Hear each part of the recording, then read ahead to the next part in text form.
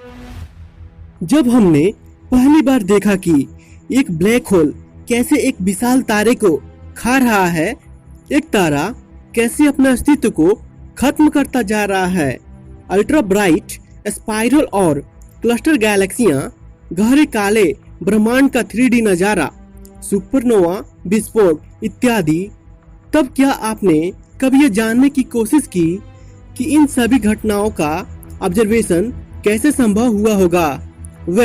अगर आप नहीं जानते हैं तो कुछ मिनटों के लिए इस वीडियो में बने रहें, क्योंकि ब्रह्मांड के अनजाने रहस्यों से हबल ने कैसे पर्दा उठाया, इस वीडियो में आप जानेंगे। इस वीडियो में ब्रह्मांड की आप उन रहस्यों के बारे में जानेंगे जो आपको पहले शायद ही पता हो। आज जिस ब्रह्मांड में हम रह रहे हैं उसका निर्माण आज से लगभग 14 अरब साल पहले हुआ है। ब्रह्मांड के शुरुआती समय से ही, जब से इंसानों का अस्तित्व धरती पर है, तब से ही इंसानों ने ब्रह्मांड के कई रहस्यों से पर्दा उठाया है।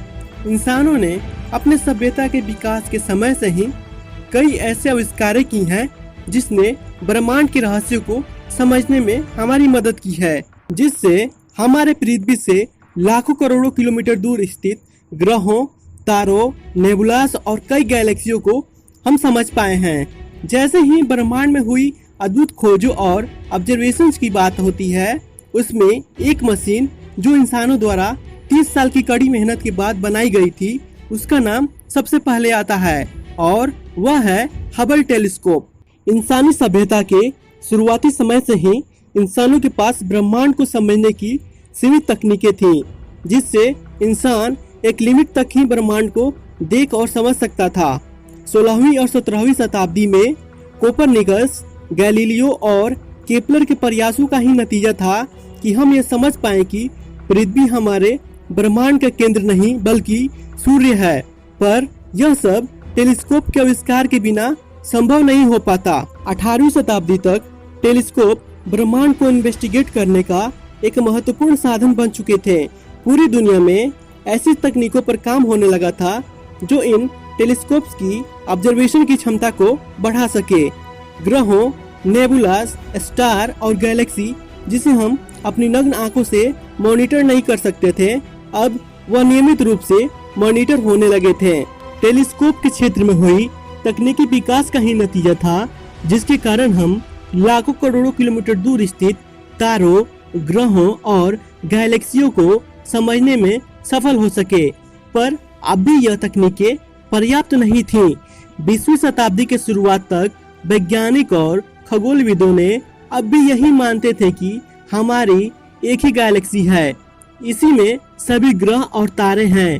पर 1924 में जब एडविन हबल नामक खगोलविद ने जब दूसरे ग्रहों, तारों और गैलेक्सियों को जानने के लिए माउंट विल्सन पर जब 100 इंच के हुकर नामक टेलीस्कोप का प्रयोग किया, तब उन्होंने यह ऑब्जर्व किया कि आकाशगंगा एक नहीं बल्कि अनगिनत हैं और वे सभी एक दूसरे से दूर जा रही हैं।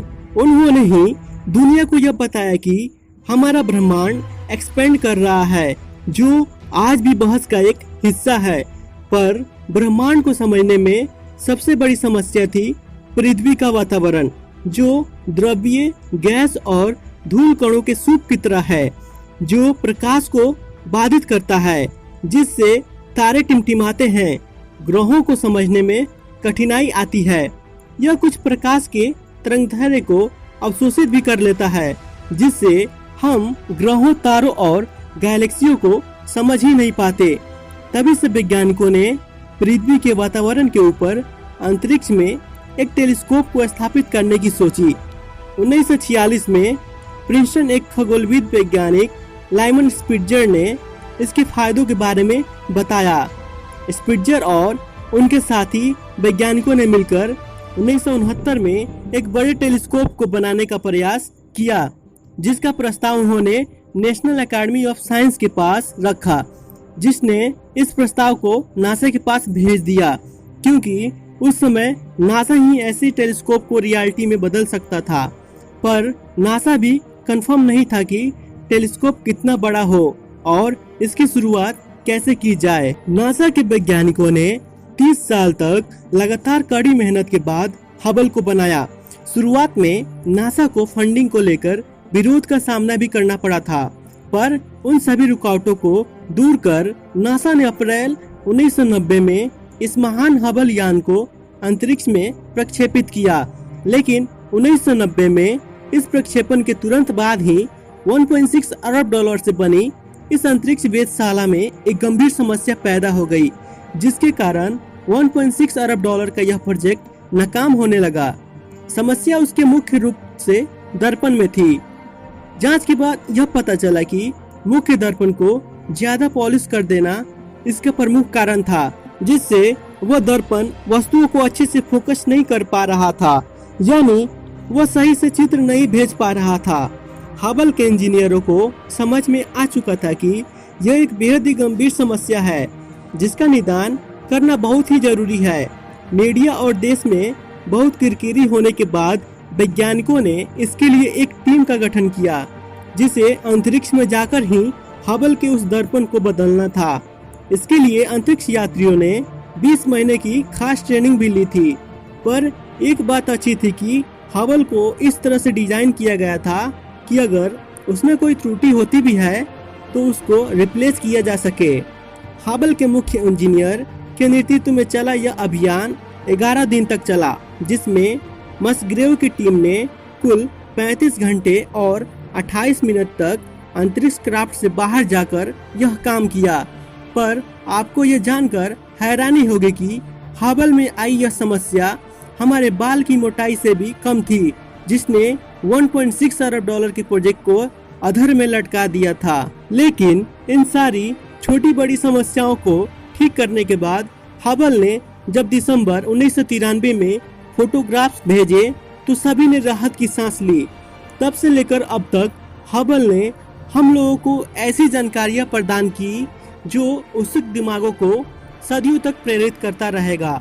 पर एक सवाल जो आप सबके मन में होगा कि इस 1.6 अरब डॉलर के प्रोजेक्ट ने हमें क्या दिया, तो आपको यह बता दे कि हबल एक उड़ते हुए टाइम मशीन की तरह है, जो हमें रियल टाइम फुटेज प्रोवाइड करता है। अगर आपको एक एग्जांपल से समझाने की कोशिश करें तो एंड्रोमेडा गैलेक्सी पृथ्वी से लगभग 2.5 मिलियन लाइट ईयर्स दूर है, जिसे अगर हम पृथ्वी से ऑब्जर्व करें या स्टडी करें तो हमें 2.5 मिलियन ईयर्स की घटनाएं रियल टाइम के रूप में मिलेगी, जो किसी भी तरह से नाकाफी है, जिसे हबल की सहायता से आसानी से समझा जा सकता है।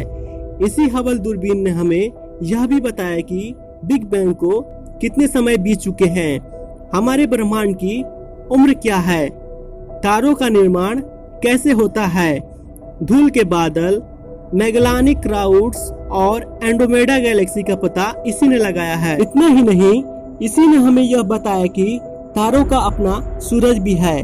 दूसरे ग्रहों के वातावरण का पता लगाना हो या पृथ्वी जैसे दूसरे ग्रहों की खोज करना, हबल ने अपने अब तक के सफर में हमें इतनी जानकारियां भेजी हैं जो पहले किसी टेलीस्कोप ने नहीं दी थी। इतना ही नहीं, साधारण शब्दों में बोले तो हबल ने न ही केवल अपने गैलेक्सी मिल्की वे के रहस्यों से पर्दा उठाया, बल्कि दूसरे गैलेक्सियों के साथ साथ पूरे ब्रह्मांड के लगभग हर छोटे बड़े रहस्यों से हमें परिचित करवाया।